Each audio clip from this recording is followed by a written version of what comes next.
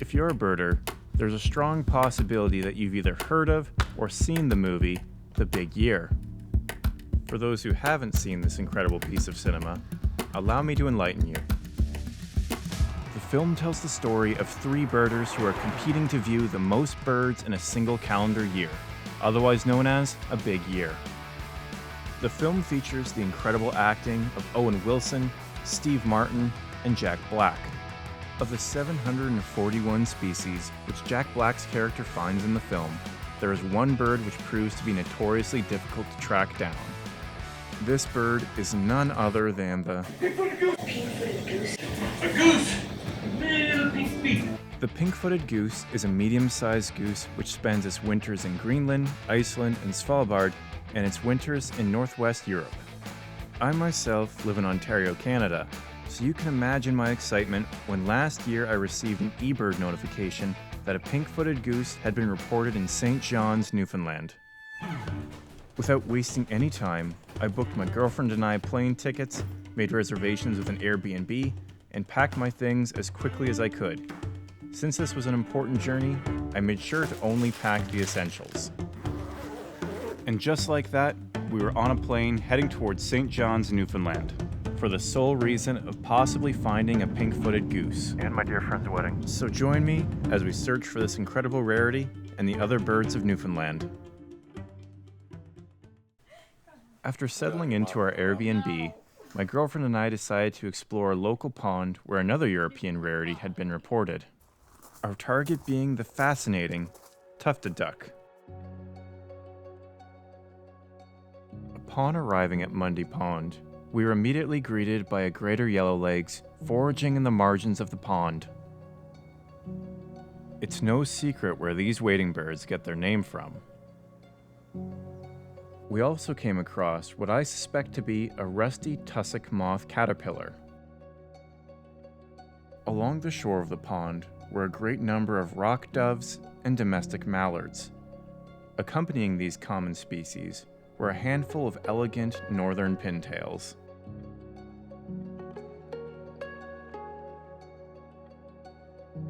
As we scanned through the ducks on the water, one particular individual stood out from the rest. With its signature cowlick, this male tufted duck stuck out like a sore thumb. Although the tufted duck is usually found in northern Eurasia, each year a handful of vagrants show up in North America, predominantly in mixed flocks of lesser and greater scaup. After spending some time with the ducks, I met up with a friend of mine who was also in town for the wedding. We spent the rest of that evening catching up and enjoying the beautiful scenery of St. John's. The next morning, my girlfriend and I had a fairly early start as we wanted to have time to search for the pink-footed goose and explore the surrounding area before the wedding. Our first stop was Cape Spear.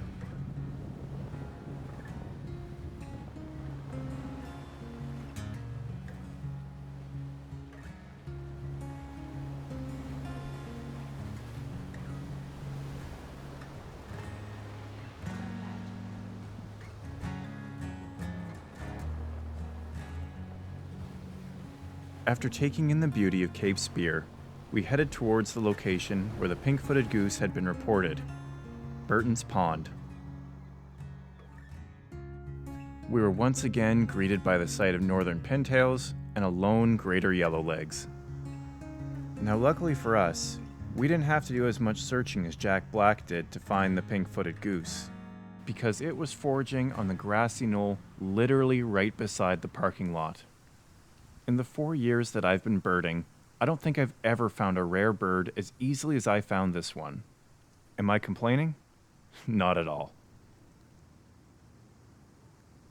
Although the goose's feet were somewhat obscured by the grass, you could still easily make out the pink feet which gave this bird its name. With a little bit of stealth crawling, I was able to get quite close to the goose, allowing me to capture some incredible footage.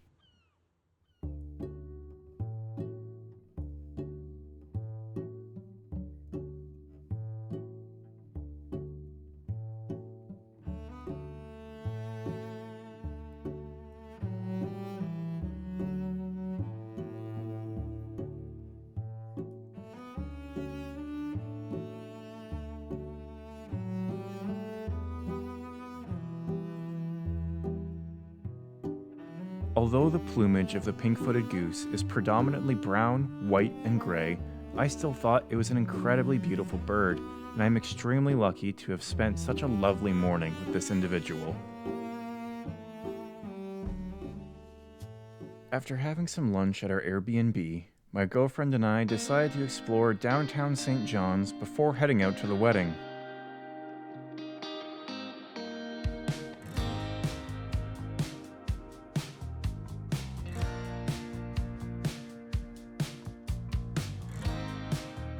With another exceptional day in the books, my girlfriend and I awoke the next morning ready to embark on one last Newfoundland adventure. Our destination, the small town of Elliston. Although the scenery was beautiful and the American herring gulls were plentiful, we had traveled to Elliston for one reason. And no, it wasn't for the black guillemots either, although that was an added bonus. We had come to Elliston for one bird, the Atlantic puffin. Between the months of May and September, the town of Elliston is home to thousands of breeding Atlantic puffins. This viewing site was only a 5-minute walk from the main road and didn't cost a dime. All that is asked of its visitors is that the puffin's personal space is respected and no drones or pets are brought to the area. The Atlantic puffin is the provincial bird of Newfoundland and spends most of its time at sea foraging for small species of fish.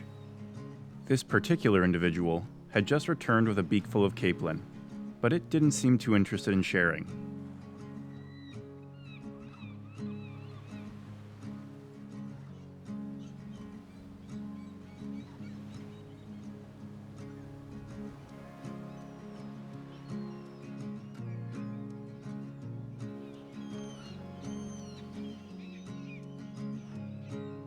If you're wondering why so much of the soil looks disturbed on this island, the answer might surprise you. The Atlantic puffin actually prefers to nest in burrows. Pairs will spend a great deal of time excavating a nest using their beaks and feet, and will usually return to the same burrow year after year. In this clip, you can actually see a puffin inside of one of these aforementioned burrows, something I didn't even realize until reviewing this footage.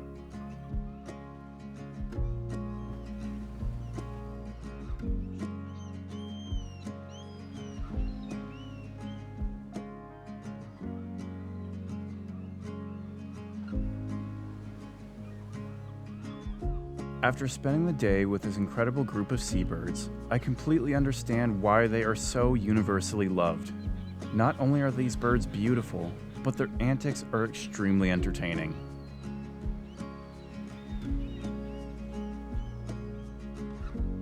Although we didn't want to leave the puffins, my girlfriend and I were both pretty hungry, so we decided to head to one of the only restaurants in town, Nanny's Root Cellar Kitchen.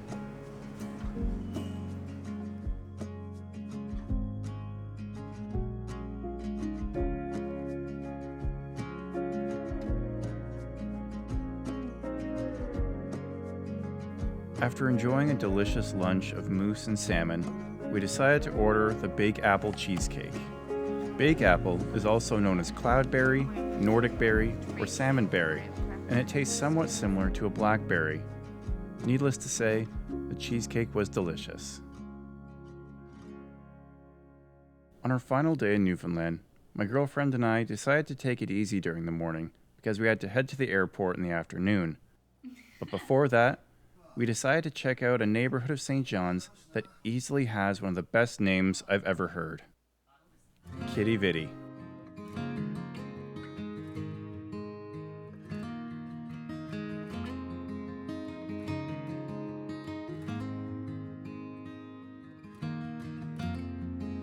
As we walked along the water, we found a number of what I believe to be lion's mane jellyfish. After a little bit more exploring, we found a beautiful trail which led to a gorgeous view of the neighborhood.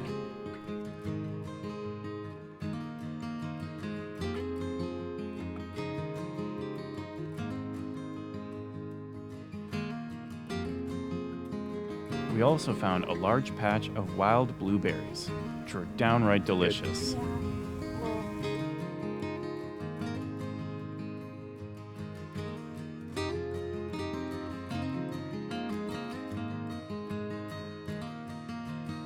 During the summer of 2023, I visited Newfoundland for the first time, and on this trip, I fell in love with the incredible place that is Newfoundland.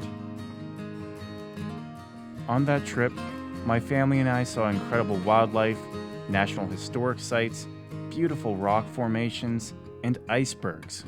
This time around, Newfoundland delivered so many incredible memories and birds that I won't soon forget.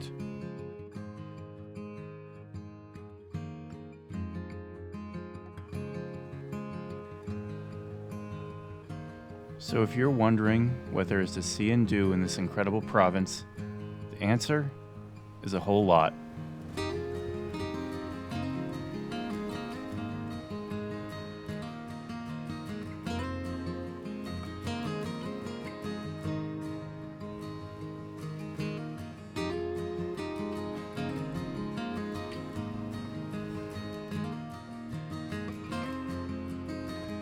Thanks for watching, y'all. And as always, go bird or go home.